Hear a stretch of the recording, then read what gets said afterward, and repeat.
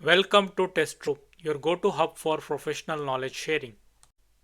In this video, we will learn how to set up and enable SSH in Ubuntu Virtual Machine. For those who are not familiar with the SSH stands for Secure Cell. It is a secure method to connect to another computer or a server over a network. Think of it as a remote control for computers, enabling you to run command, transfer files, and manage the system without being physically present. Connection is encrypted, ensuring that your data and interactions remain safe, making SSH an essential tool for remote system access and management, using which you can establish the connection between the two machines remotely. For example, using which you can directly transfer the files from your Windows machine to the Linux machine. In this video, we will try to resolve an issue wherein by default, when you create a new virtual machine using Oracle VirtualBox, SSH is not enabled. To enable SSH, you need to install few tools and configure them. Let's walk through the steps to set it up. As a first step, you need to shut down your virtual machine if it is already running. In my case, the virtual machine is already running. I am going to shut it down. To shut down, click on this button and click on the power, then click on power off, then click power off. Now go to Oracle VirtualBox Manager, select the virtual machine of your interest, click on settings, then navigate to network, and by default adapter 1 will be enabled and set it to the NAT, attached to NAT. Select it as a NAT. There are many other options, but you have to select it as a NAT. By default adapter 2 will not be enabled, and go and enable this adapter, network adapter 2, and attach it to host only adapter. Okay, and then click OK, and then start the VirtualBox. Now the VirtualBox is powered on. Give the password.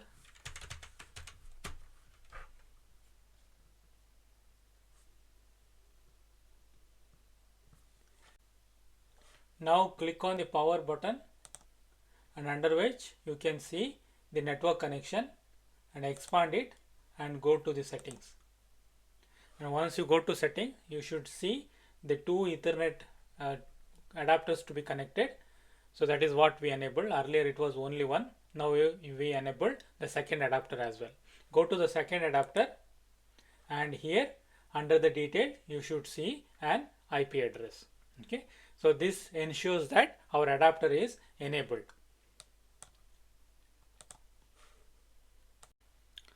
Next step is to check if SSH service is running on a virtual machine or not.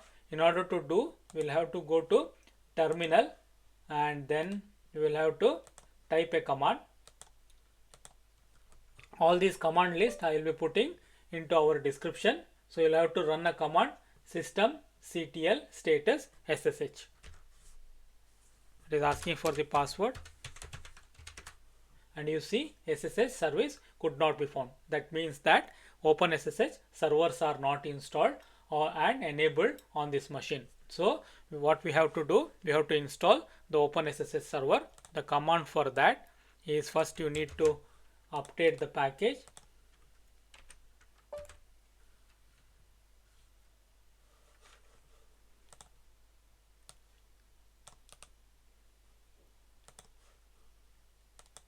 And after that you need to run a command sudo apt install OpenSSH server.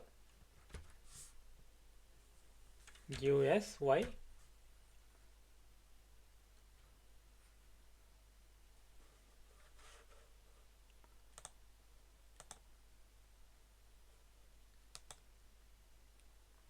Now the SSH server is installed. The next step is to enable or start the SSH server. So to do so, we will have to use the command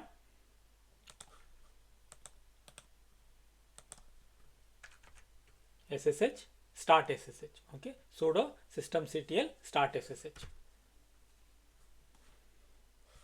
Now again you can check the status using the command,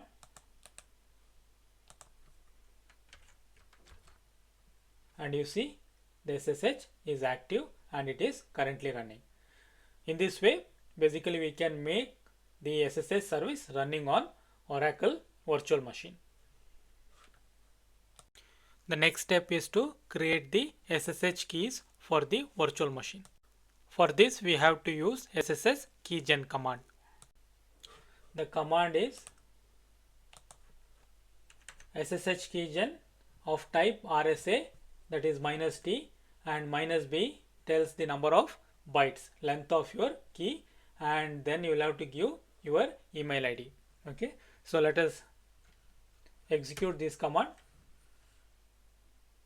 Don't give anything here. It will be by default, it will be storing a key under your home directory.ssh as an ID RSA. It will generate 3 files. Don't give a paraphrase. Click enter. Don't give anything. Click enter. Now the generation is completed. Now you can basically go to a directory cd up to here, and then do ls-l, and you can see 3 files that are generated. This is the private key, and this file contains the public key, and this is the authorized keys file. This will be used later when we try to configure the Jenkins slave. If you are trying to configure virtual machine as a Jenkins slave, then the authorized key for the key file plays an important role. Once the SSH keys are configured, restart your virtual machine. I am restarting my virtual machine now.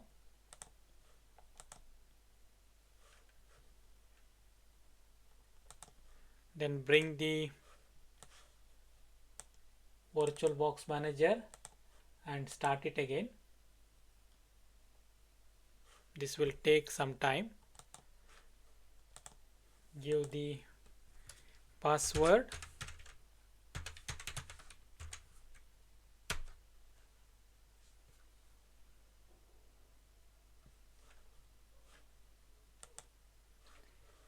Bring the terminal. Make sure that OpenSSH server is running.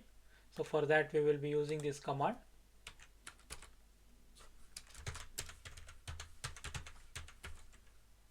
And you can see that it is active.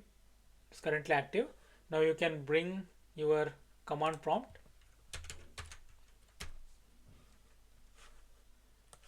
Then you can type a command SSH. Then you can give the username.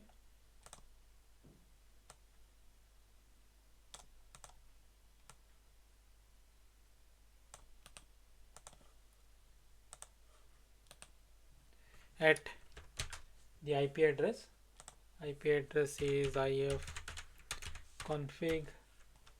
So you can copy this.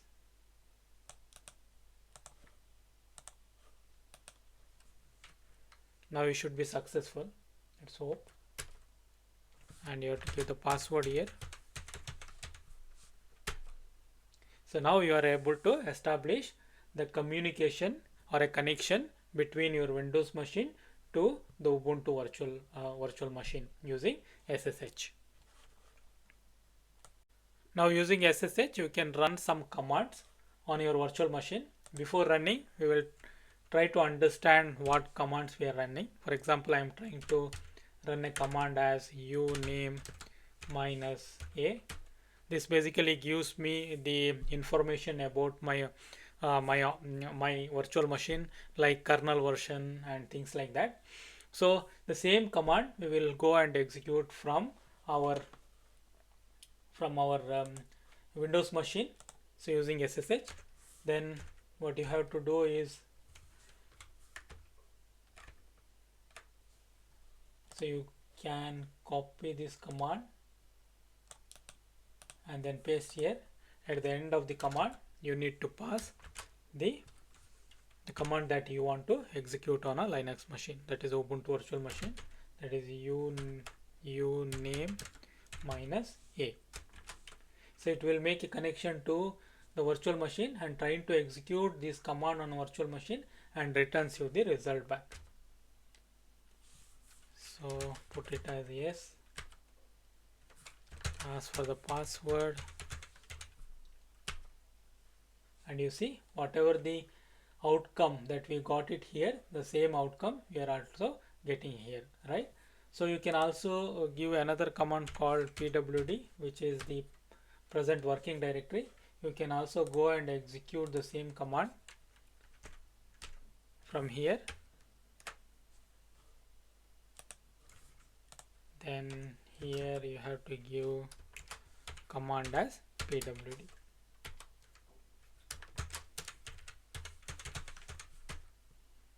See the same result we got. Basically we are trying to establish the secure connection with the virtual machine and executing the command. This is remotely executing the command on the virtual machine, right? This is how basically SSH works. That brings us to the end of this video. Today we learned how to set up network configuration on virtual machine and configure it.